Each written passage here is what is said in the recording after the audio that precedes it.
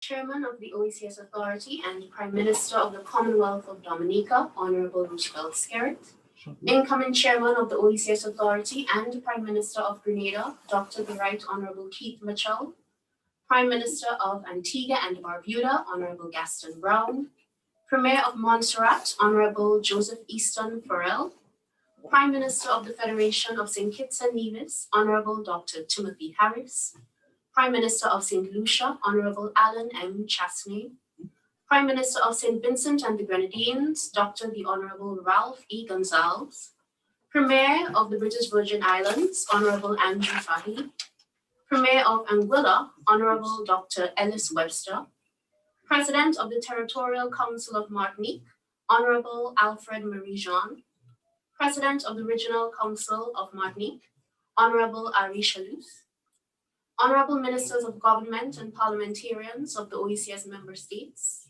His Excellency Erwin Larocque, Secretary General of the Caribbean Community, Honorable Chief Justice of the Eastern Caribbean Supreme Court, Dame Janice Pereira, Governor Timothy Antwine of the Eastern Caribbean Central Bank, Mr. Andrew Millett, Managing Director of the Eastern Caribbean Telecommunications Authority, OECS Commissioners, Representative of CARPA, members of the Diplomatic Corps, permanent secretaries, and senior officials of the various ministries of the OECS, Reverend Silbert Prescott, Chairman of the Conference of Churches in Grenada, members of staff of the OECS Commission and institutions of the OECS, other invited guests, members of the media, our friends in the diaspora, on the day which marks the 40th anniversary of the formation of the Organization of Eastern Caribbean States, it gives me great pleasure to welcome you to the opening ceremony of the 70th meeting of the OECS Authority, and a special welcome to all of the heads of government and their representatives. Thank you for the stellar work that you have undertaken throughout this past year and the work that you are about to embark on at this subsequent 70th Authority meeting. Now, to imbue these proceedings with the spirit of the OECS, the spirit of togetherness, geniality, and tenacity, we have a rendition of the OECS anthem. Do enjoy.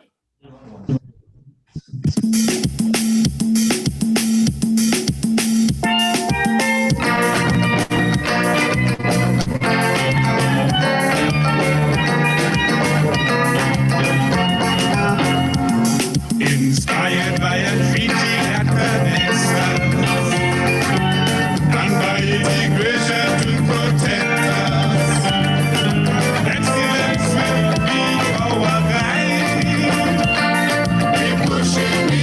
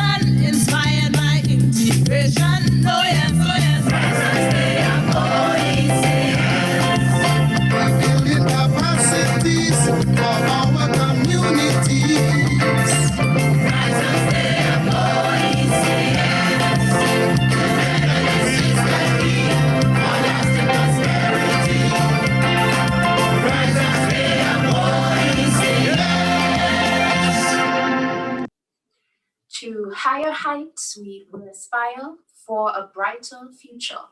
One people, one region, committed to success. Rise up, stay up, OECS. Words that are always relevant but particularly meaningful on this occasion, marking 40 years since the establishment of this great experiment in regional integration, that is the OECS. As we chart the course for 40 more successful years, we pray that our path will be assured through divine guidance. We therefore call on Reverend Silbert Prescott, the chairman of the Conference of Churches in Grenada, to move the invocation.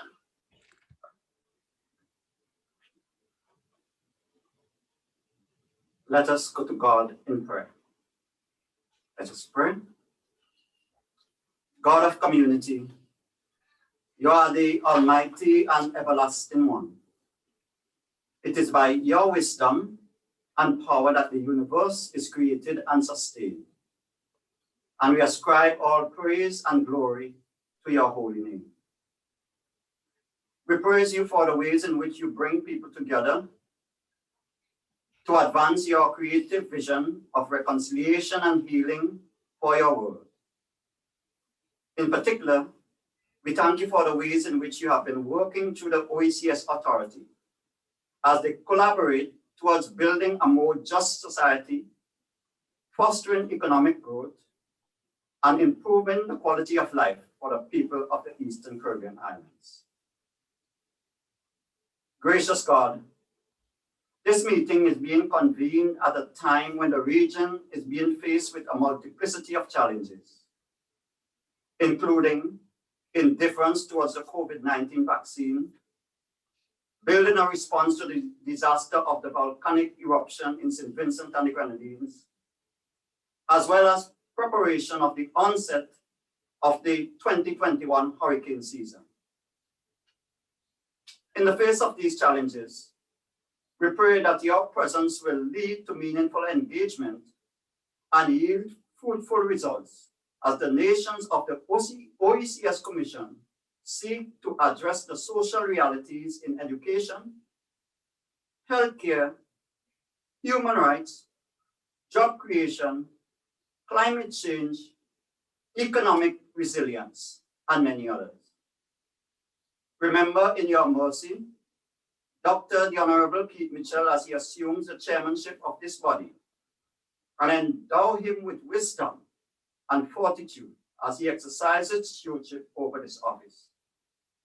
Grant a spirit of unity and solidarity among the leaders of the 11 member states, that as they bring together their collective thoughts and united action, it may become a bulwark against the forces that threaten the territorial integrity,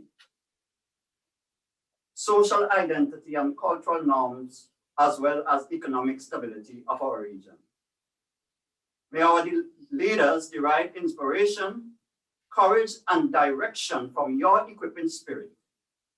May your presence be reflected in the way that they deliberate and come to decision-making in this meeting. Lord, we commit this 70th session of the OECS Authority to you. In the name of the Father, and of the Son, and of the Holy Spirit. Amen. Thank you, Reverend Prescott. Now that the foundation has been laid, it gives me great pleasure to officially welcome you to the opening ceremony of the 70th meeting of the OECS Authority. 40 years ago, on the 18th of June, 1981, the representatives of 7 member states set their hands to the Treaty of Bastia to formalize the creation of what would become one of the most successful integrated intergovernmental organizations in the world. This is no simple feat for a collection of small, former slave colonies, most in the teething stages of independence, left in the wind by their former colonial masters to determine their own destinies. Particularly because of these circumstances and the shared history and values of these territories, their coming together and pooling of resources for mutual benefit was not a mere contingency, but a necessity for their survival in this increasingly globalized space. Now, 40 years later, the little 7 has become the formidable 11, and the OECS now stands as a model for regional integration within its own Caribbean space and the world. This is made possible through the activation of our supranational institutional structures, including the Eastern Caribbean Central Bank, the Eastern Caribbean Supreme Court, and the Eastern Caribbean Civil Aviation Authority. It is also made possible through intergovernmental decision-making, of which the OECS Authority is the responsible organ.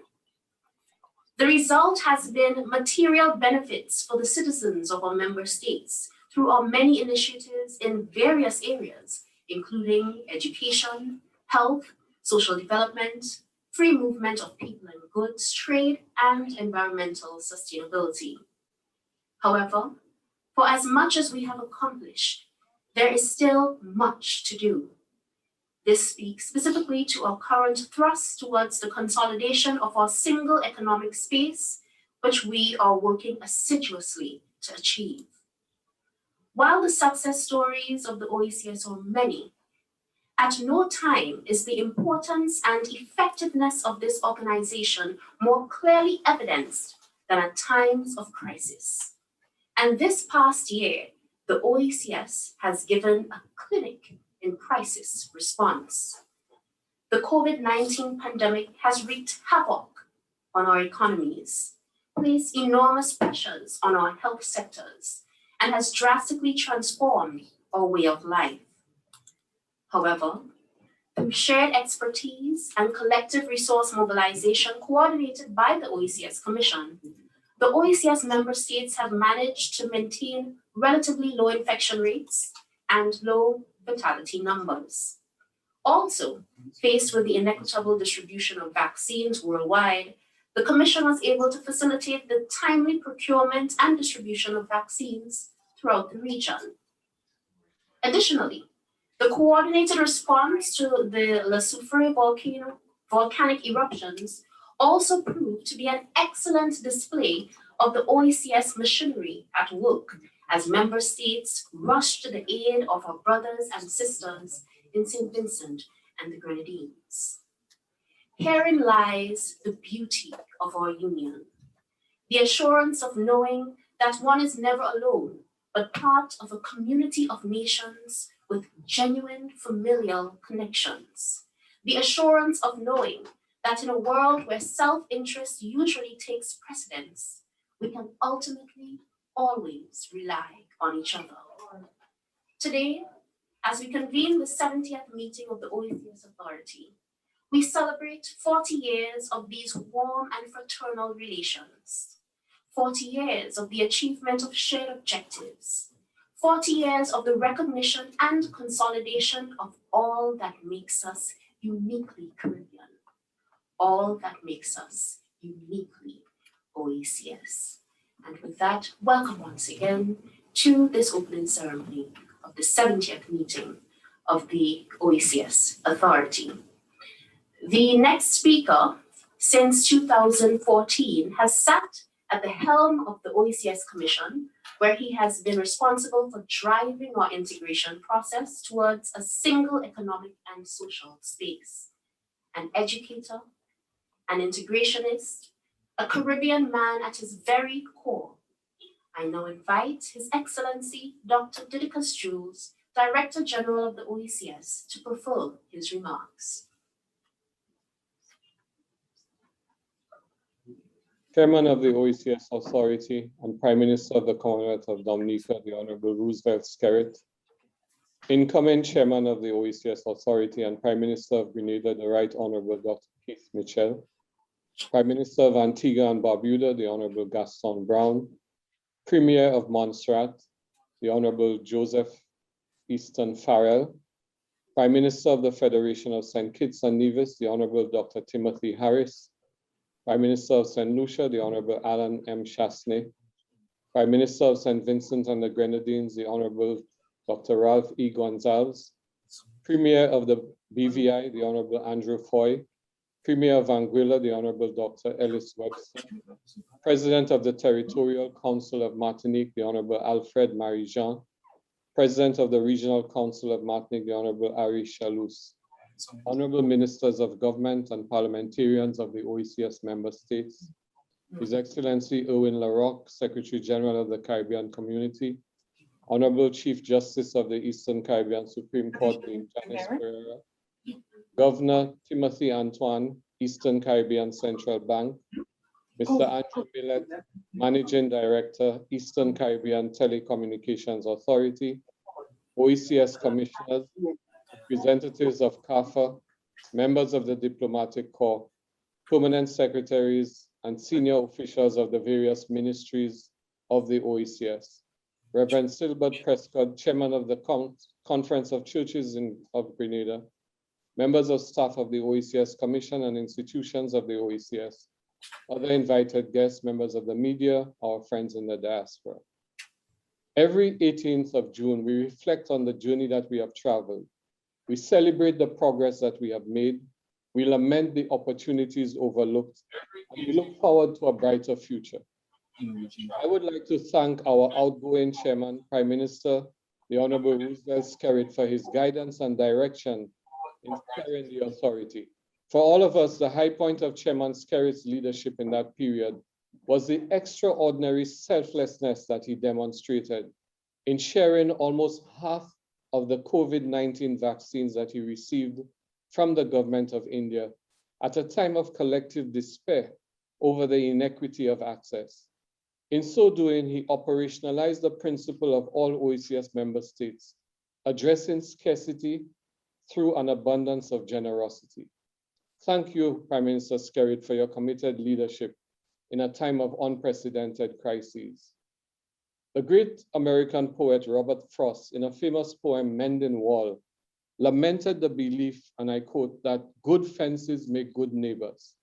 Even though, quote, he is all pine and I am apple orchard, my apples will never get across and eat the cones under his pines, end of quote. Frost was pointing to the absurdity of building barriers of exclusion instead of bridges of cooperation. And it is an absurdity that we stare in the face of the current pandemic.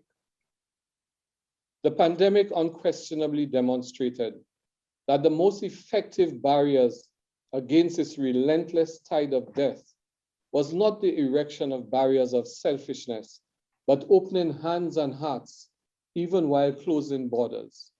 Simply put, simply because none of us are safe unless all of us are safe.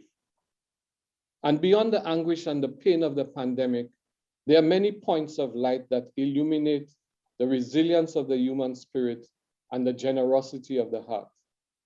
Attempting to catalog the many forms of assistance, the multitudinous acts of kindness, and the unrecorded effusions of courage is futile, except that these are the drivers that give us hope that tomorrow can be better.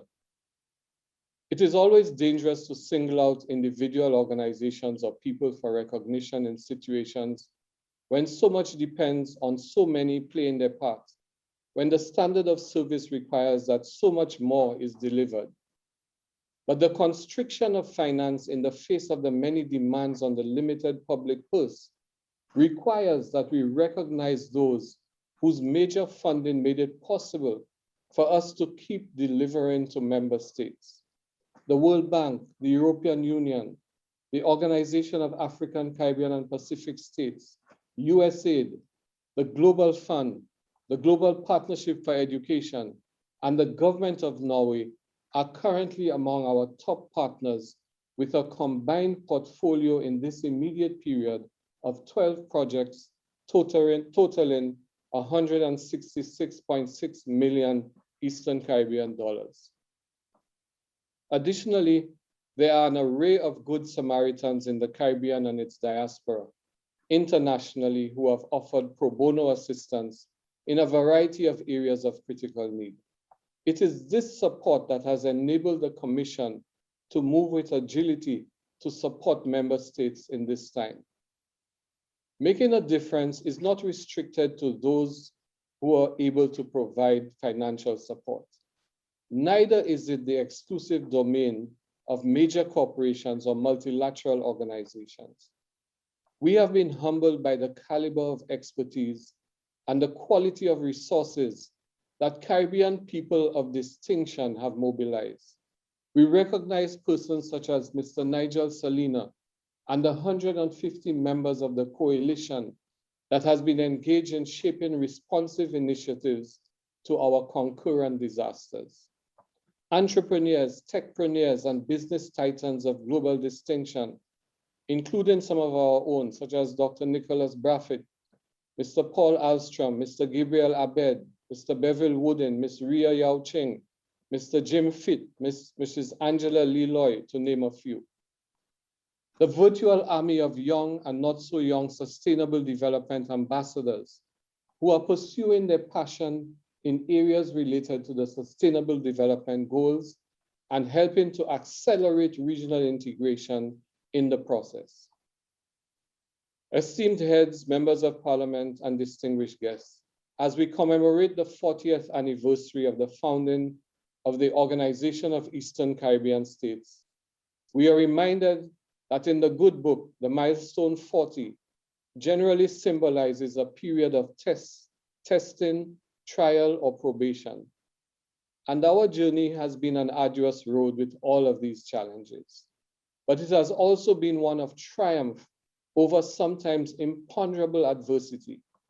And 2020, the capstone year of this journey, has been one of unparalleled adversity.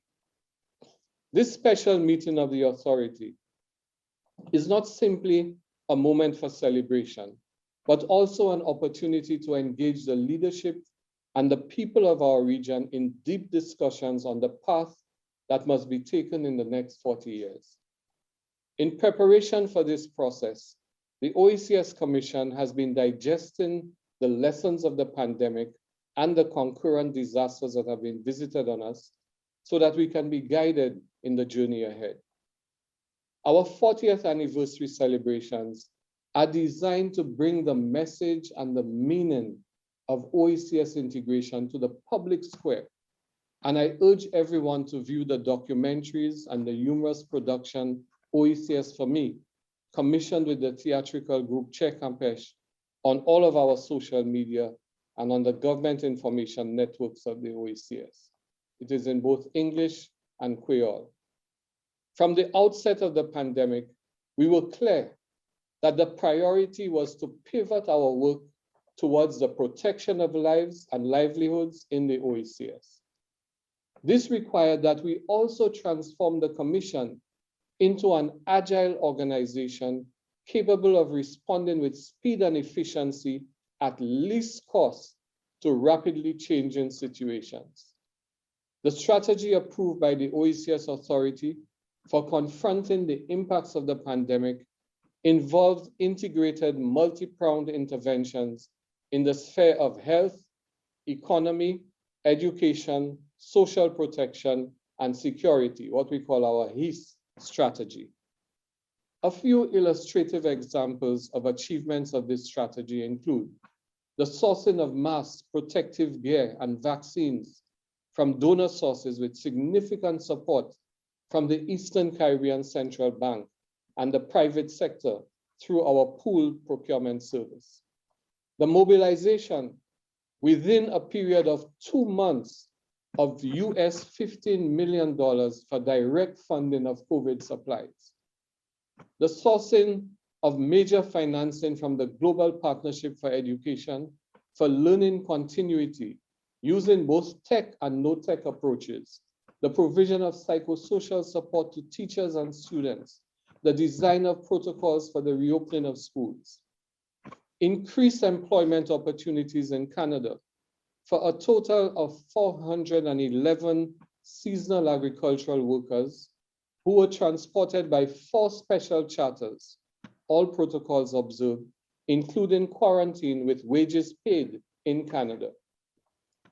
This proved to be of special significance to the 203 workers from St. Vincent and the Grenadines, most of whom came from the agricultural belt in the evacuated zones who benefited.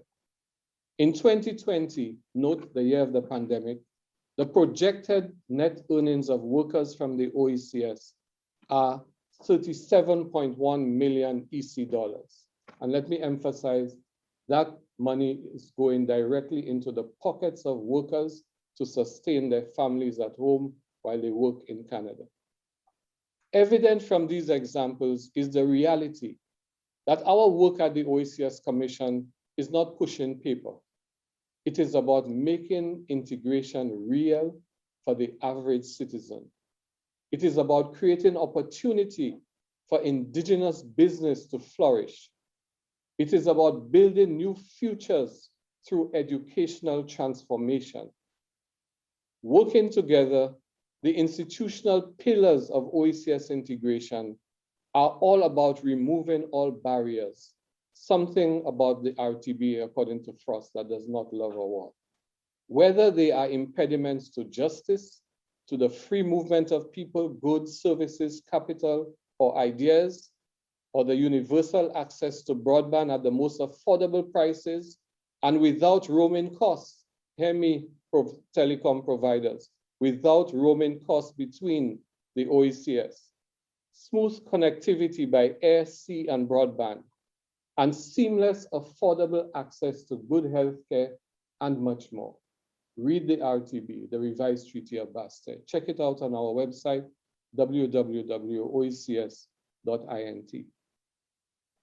So it is about removing barriers inhibiting our women, unlocking new horizons for youth, guaranteeing comfort for the elderly, ensuring economic security for our workers, the protection of our children, and ensuring that no citizen falls through the cracks. As devastating as the concurrent disasters, COVID plus economic paralysis plus volcanic eruptions have been, they also reinforce the awareness that the key to our resilience and our survivability through whatever nature or a brutally insensitive world throws at us is the acceleration of the OECS regional integration ambition. The last 15 months has unquestionably demonstrated that stronger together is not a slogan, but a lived truth. As small island states, being closer together does make us stronger together. And the secret of that strength lies in our African ancestral Ubuntu. I am what I am because of who we all are. Merci un peu. Thank you very much. Thank you, Dr. Jules. We are indeed stronger together. Lots of food for thought that we can muse on as we enjoy a lively performance from a talented group of youngsters from the Nature Isle, the Commonwealth of Dominica. Here are the musical stylings of the sixth form Cicero Singers. Thank you.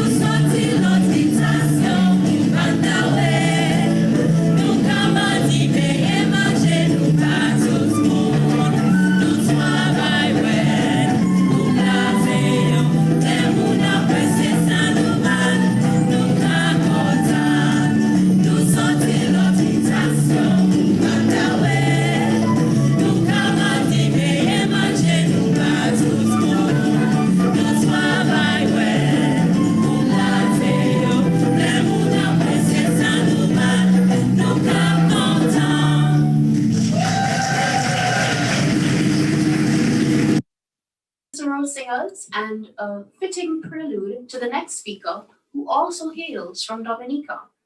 Honorable Roosevelt Skerrit has served as Prime Minister of Dominica since 2004. He assumed the chairmanship of the OECS at the height of the COVID-19 pandemic, and in doing so, had the daunting task of overseeing one of the region's more perilous periods in recent history, a task which he has executed with grace, resoluteness, and steely determination. I am honored to invite to deliver his address Honorable Roosevelt Skerrit, Prime Minister of the Commonwealth of Dominica and outgoing Chairman of the OECS Authority. Thank you very much, Chair of the proceedings, and I share your kind words to me with our citizens of the OECS. I wish to recognize my colleague heads of government, premiers of the British Virgin Islands and Anguilla, presidents of the territorial councils of Martinique and Guadeloupe, Director General of the OECS, Dr. Dacus Jules, ministers of government of member states of the OECS, leaders of the parliamentary opposition of the OECS, our Chief Justice of the Eastern Caribbean Supreme Court, Honorable Justice Janice Pereira, Excellencies of the Diplomatic Corps, the Secretary General of CARICOM, Ambassador Erwin Larocque, commissioners of the OECS, representatives of the Eastern Caribbean Central Bank, managing directors and staff of regional agencies, development partners, members of the media, citizens and friends of the OECS at home and abroad. Exactly 40 years ago, an ideologically diverse but visionary, coherent assembly of leaders met in Basseterre in the Federation of St. Kitts and Nevis to sign the Treaty of Basseterre that inscribed our ambition to seal the bonds of family and mission. In adding the names to this treaty, the Prime Ministers of Antigua and Barbuda, Dominica, Grenada, Montserrat, St. Kitts and Nevis, St. Lucia, and St. Vincent and the Grenadines also etched the names in history. Today, on this 40th anniversary, we pause in reverent memory of the departed Titans and to express exultant appreciation to Sir Lester Bird of Antigua and Barbuda and Sir Kennedy Simmons of St. Kitts and Nevis, who, by God's grace, have lived to witness the fruits of the seeds that they planted. We are gratified that both Sir Lester Bird and Sir Kennedy Simmons, through the advancement of technology, are able to be with us virtually today. We recognize that even in retirement, you have remained a wealth of regional knowledge that is constantly being tapped into. We salute you and pray God's richest blessings on you and your families. Colleague heads, distinguished ladies and gentlemen, these are exciting but unusual times. In our Creole, we say, si pa yon se lot. If it's not one crisis, it is another. This past year, surviving the COVID-19 pandemic has tested our very existence. Having barely recovered from the global economic crash, we find ourselves having to deal with issues related to discontinuity of learning as we know it, volcanic eruption, floods, and now a predicted catastrophic hurricane season, very likely to set progress back 20 years. The most disruptive of these challenges had no playbook to reference. There was no template to follow to address the pandemic. There was no certainty to the science, no determination of the duration, no immediate cure for the COVID. Our only compasses were our faith in God and the assurance of His will, our confidence in our medical professionals that they would act in the highest tradition of the profession, and the solidarity of ties that bind us in family, in community, and in the OECS and the wider Caribbean. It is an indisputable fact that the OECS, and to some extent our Caribbean, has managed this pandemic with greater relative success than many bigger, more populous, and more powerful countries on this planet. As chairman of the OECS Authority, I extend on behalf of all of my colleagues our deepest appreciation to all our people on the front line of these battlefronts, to the regional mechanisms such as CARFA, CDIMA, the RSS, to the doctors and nurses, and all our frontline workers who fearlessly faced the virus and cared for the sick. Distinguished ladies and gentlemen, as the baton of chair is passed to my brother, Prime Minister Dr. Keith Mitchell, it is important to reflect, albeit briefly, on the path taken these past months in an effort to appreciate our progress. We must also use this moment to document lessons learned, to better position ourselves to confidently navigate the future. Allow me to summarize a few lessons from my vantage point of outgoing chairman. That a friend in need is a friend indeed remains true today. Grandmother's wisdom is applicable in the conduct of nations as to the character of individuals. As small island developing states, we have learned that actions speak louder than words, that it is not the condescension of charity, but the sharing of scarcity that reveals the intent of nations and a true spirit of brotherhood.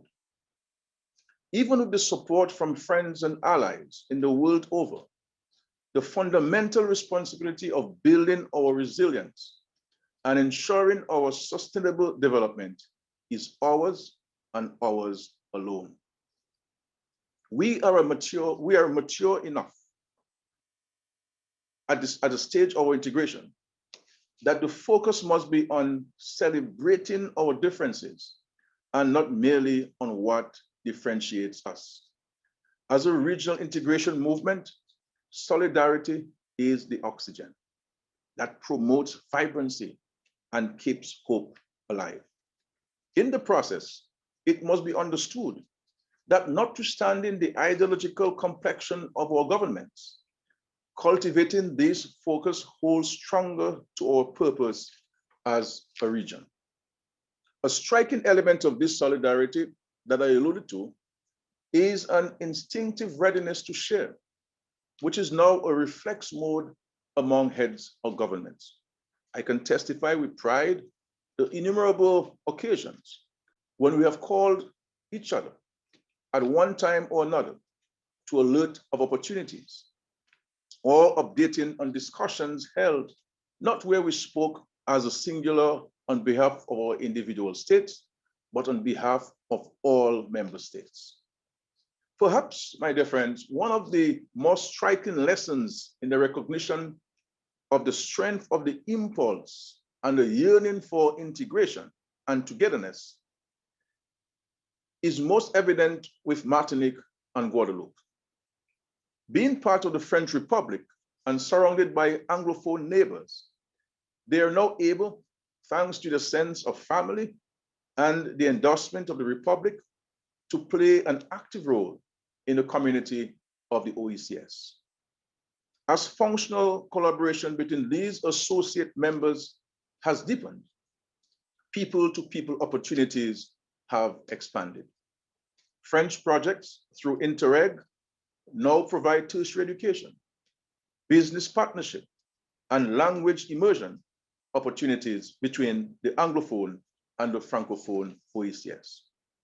The OECS has also championed support to our sisters in Montserrat, Anguilla, BVI, Martinique, and Guadeloupe by including them in all major OECS initiatives, especially those of urgent necessity, such as the sourcing of Cuban medical brigades to assist in the management of COVID-19. Our record of non-negotiable solidarity with Cuba remains a proud one. The Republic of Cuba has proven to be a reliable partner in good and bad times.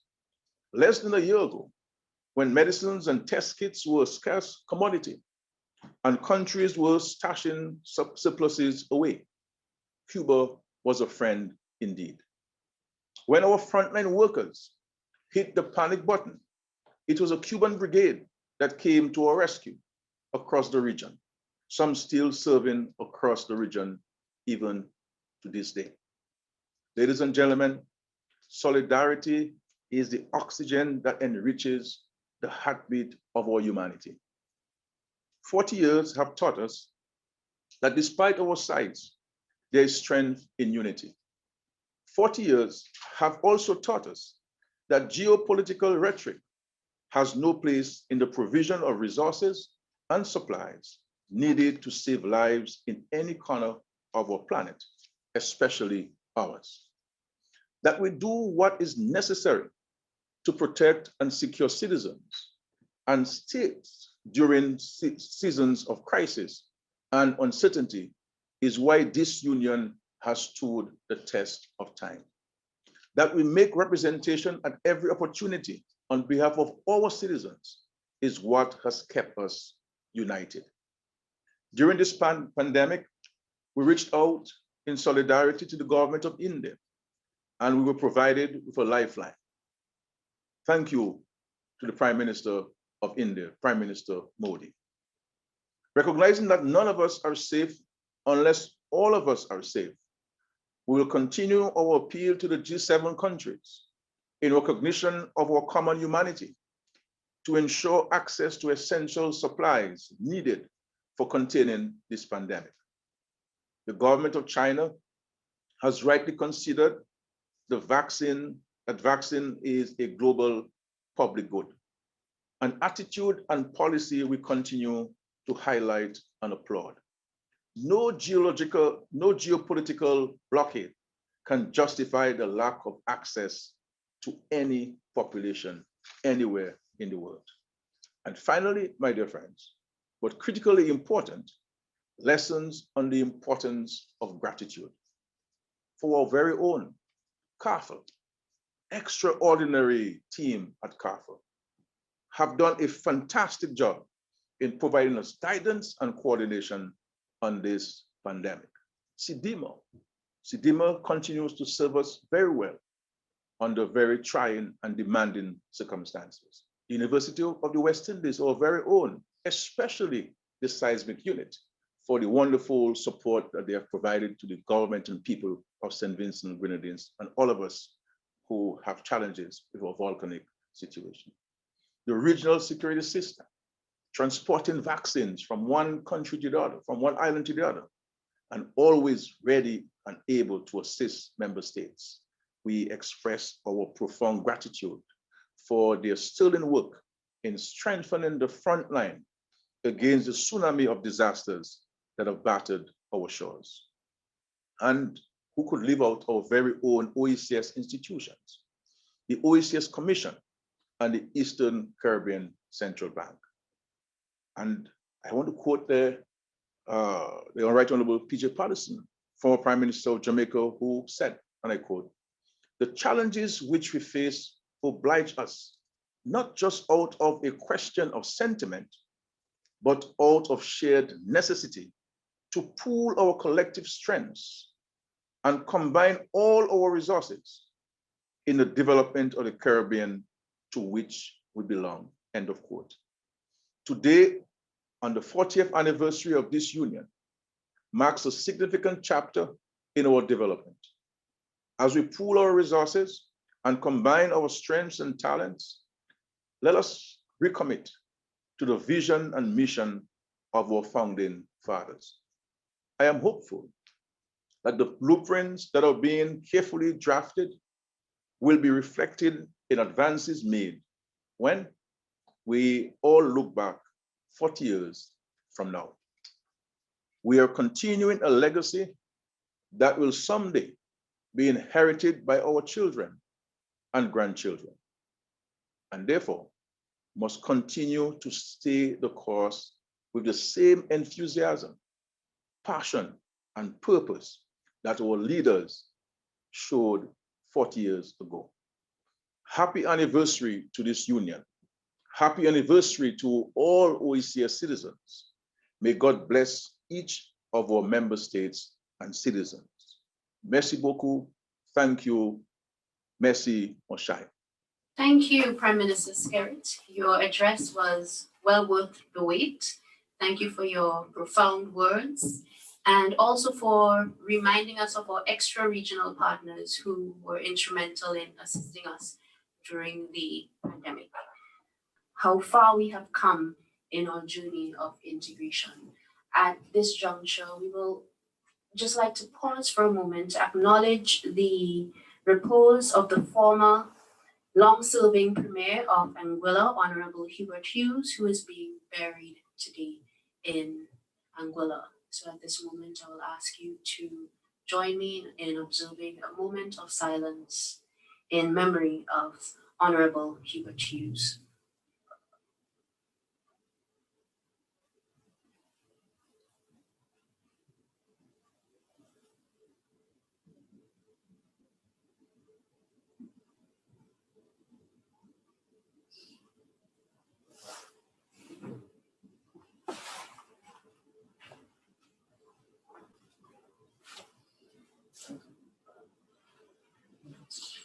May his soul rest in peace. And at this point, we have a video entitled OECS Integration 40 Years, charting the history of OECS for the past 40 years. Do enjoy.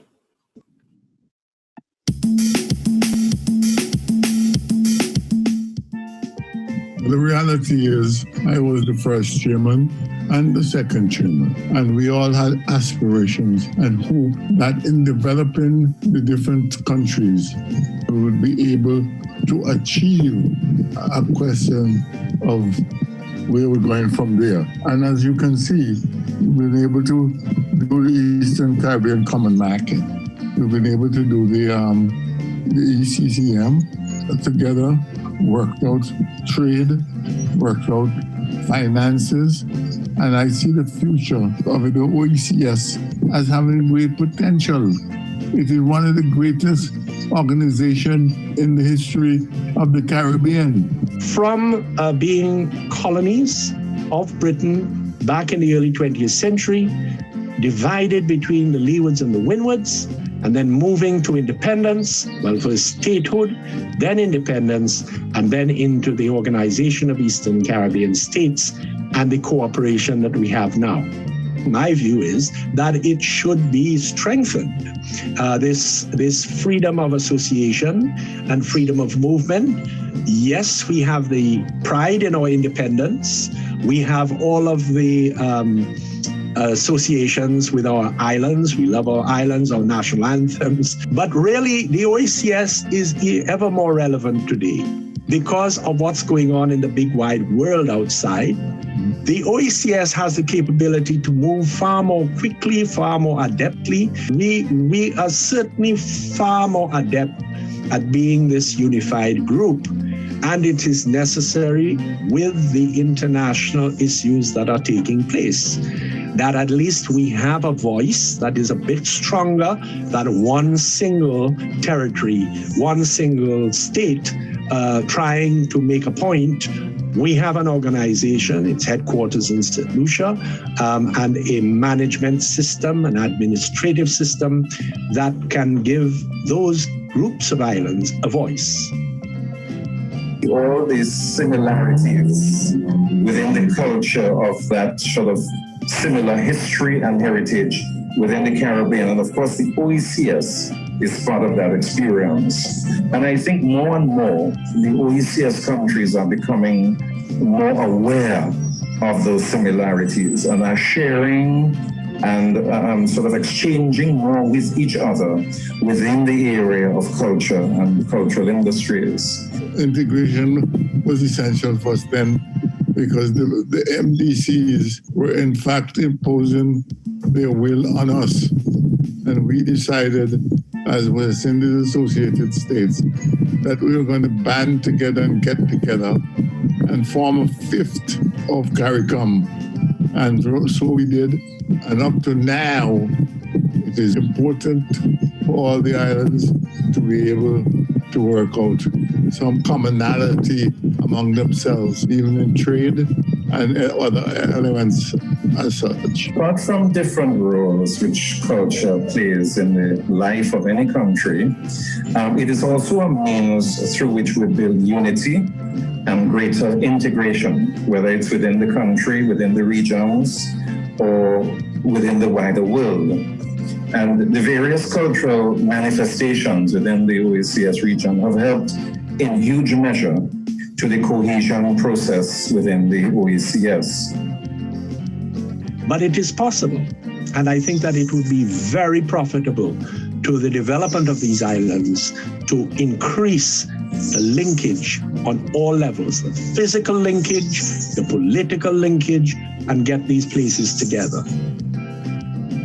The governments, the private sector, the schools, the public at large, all have to play a role in helping to promote and preserve the country, the culture of the particular country. The media have an important role as well, radio, television, online platforms, in promoting the culture, so that you build a greater sense of awareness, a greater sense of consciousness among the population in its history, in its heritage, and the expressions of the culture. You young folks, youngsters should use it as a fulcrum on which to stand and therefore be able to develop whole new areas of integration and togetherness.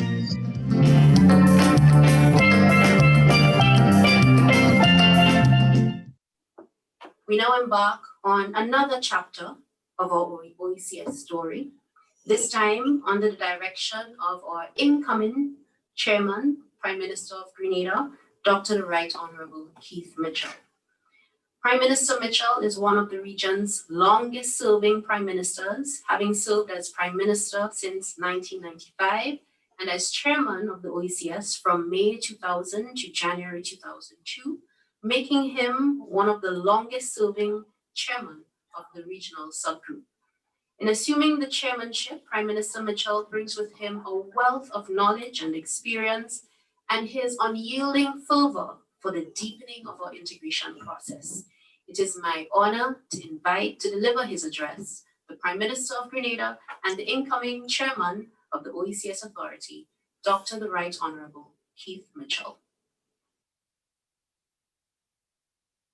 Colleague, heads of government, Director General of the OECS, Dr. Didacus Jules, Ministers of Government of Member States of the OECS, leaders of the opposition of parliaments of the OECS, Chief Justice of the Eastern Caribbean Supreme Court, Honorable Dame Janice Pereira, Excellencies of the diplomatic community, Secretary General of CARICOM, Ambassador Irwin LaRocque, Commissioners of the OECS, representatives of the various regional institutions, development partners, members of the media, citizens of the OECS and the Caribbean at home and abroad. Ladies and gentlemen, sisters and brothers all, I am sure that I speak for all heads of government and indeed the people of the OECS in expressing our most profound gratitude to our brother Roosevelt Skerrit, the Prime Minister of Dominica, for the diligent and selfless service rendered to all of us during his tenure. As one of the longest-serving leaders in the sub-region, Brother Skerrit used his vast experience to maneuver through the many challenges of the past year. His period of service coincided with a perfect storm of all proportions, but he ably handled his domestic affairs while at the same time affording us the benefit of his astute leadership at regional level. In the past 15 to 18 months, our region and in fact the world has faced the worst nightmare imaginable. The COVID-19 pandemic crippled healthcare systems and caused millions of deaths around the world. Global trade was almost totally shut down. What we witnessed, sisters and brothers, was basically the cutting off at the knees every inch of progress that we have painstakingly made against poverty, or efforts towards building resilience and towards achieving the sustainable development goals set out by the UN and subscribed to by us all. When we examine how far we have come and measure ourselves against the rest of humanity in the global storm, we have much to be proud of. In an environment in which there were no templates, no ready-made solutions, in a climate characterized by volatility, uncertainty, and complexity, we have emerged, in the words of Buji Banton, buried alive, but still breathing. I don't know what tomorrow may bring, but I've got a feeling there must be a reason, unquote. In such a context and enshrouded in such an environment, our only compass is the vision and agility that we can exercise. And both go together. Because in this new normal, vision is no longer a clear-cut thing. It is no longer the ability, as Martin Luther King was able to say, to see the promised land and from the mountain top. That's because the mountaintop no longer has the benefit of clear lines of sight. Vision in times such as now is a combination of discernment, a conviction about the most appropriate direction, and the courage of leadership. In all of this, the role of the Commission continues to be of paramount importance. I must say, I'm quite happy with the work of the Commission and initiatives it has undertaken in several areas, including education, healthcare, resource mobilization. I must commend the diligence of the approach in serving the people of the OECS. I must recognize, too, the proactive and visionary leadership of the Director General, Dr. Jules. He is clearly a champion of the region, demonstrated in his ongoing willingness to provide timely advice, his commitment to innovative ideas, and his responsiveness to any request. And as I receive the baton from my dear colleague Roosevelt, his thoughts and the road traveled during this challenging time will guide my navigation of the threats that continue to plague our present path. Although the road ahead is only slightly less cloudy today than it was yesterday, the dangers persist, and the challenges will be far greater. Building back, therefore, is very different from fixing up quickly, and history will never be kind to us if we choose the easy road rather than the heavy load. We must therefore strategize, as our Director General has indicated, with a longer view that provides us with a better fix on our destination, while also considering the various options and being guided by the principles enshrined in the revised Treaty of Basseterre. What therefore should be our North Star in the next year?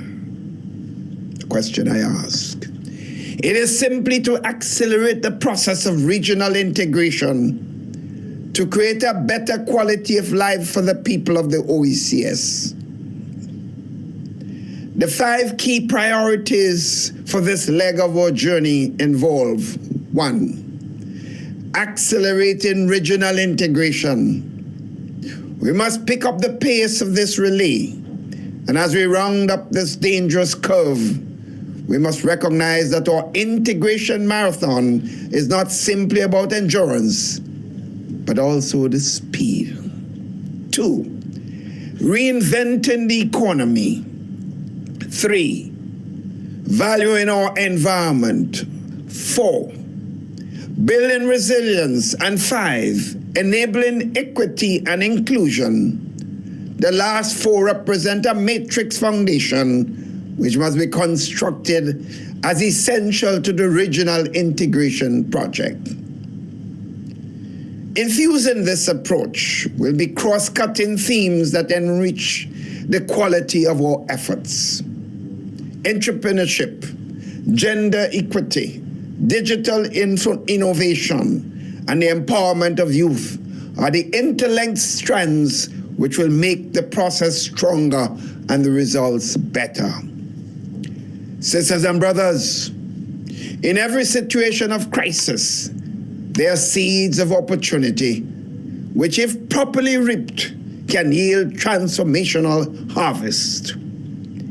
This is such a time. The concurrent crises that have afforded us have impacted the entire planet. They have also exposed many weaknesses of the global development model that require transformation. And we have the opportunity as small island developing states to build to scale a greener, bluer, and more inclusive, more resilient, and more sustainable OECS. On this our 40th anniversary, there is no better time for this recommitment. I thank you all.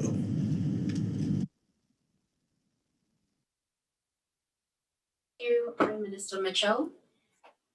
Every day we learn something new about our heads of government, and today I learned that my Prime Minister listens to Buju Banton quite avidly. It must not be the easiest of tasks assuming this role at a time of regional and global crisis, but having weathered many crises in his time, including Hurricane Ivan, we are confident in his leadership and his vision for the advancement of the OECS. So thank you again, Prime Minister Mitchell.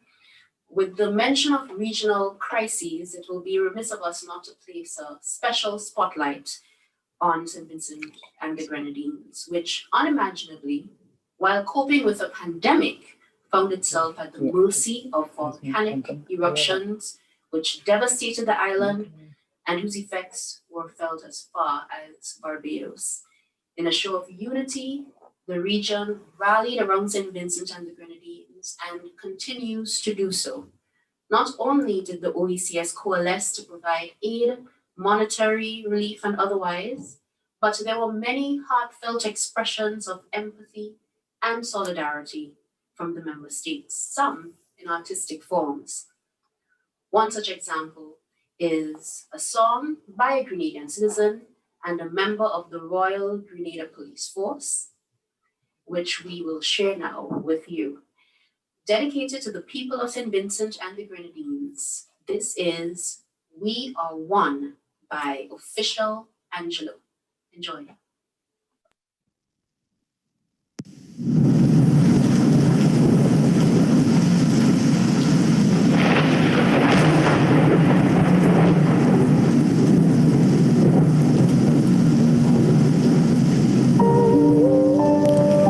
Prayers go to the people of St. Vincent, to the families, their friends, and all their loved ones.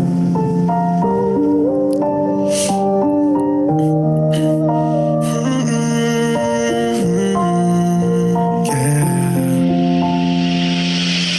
It's a tragedy. tragedy, holding head, saying why this thing had to be. I sat like this, man, I just can't believe all the pain, cause I know it's gonna be hard to breathe. But honestly, they need some help through this trying time. We need to show them love, so just get in line. Seeing the news breaks my heart every single time. We all need to pray for peace in their hearts and minds. I see the pain and I know you see it too. So it's time to reunite, that's what I'm telling you. They ain't fighting it alone, cause we'll be fighting too. We all know you stand with us, so we will stand with you. For all the families that are suffering from frustration, rivers of mud filled with ash, so no hydration. We really need to ask ourselves this one question: what would we really do if it was our nation? St. Vincent, we are here, arms wide open, our hearts wide open. St. Vincent, we are here, arms wide open, our hearts wide open. We are one, we are one, we are one, we are one, we are one, we are one, we are one, we are one, we are one, we are one, we are one, we are one. We got a lot of prayers going up for you. Cannot even imagine what you're going through. I know it's a little harder just to see the view. I see the silver linings when I look at you. And even though the sky's not looking blue, we're reaching out our hands to see you through. So can you hear me? Can you hear me? We are here, arms wide open, our hearts wide open. St. Vincent, we are here, arms wide open, our hearts wide open. We are one, we are one, we are one, we are one, we are one, we are one, we are one, we are one, we are one, we are one, we are one, we are one, we are one, we are one, we are one, we are one, we are one, we are one, we are one, we are we are one, we are one, we are one, we are one.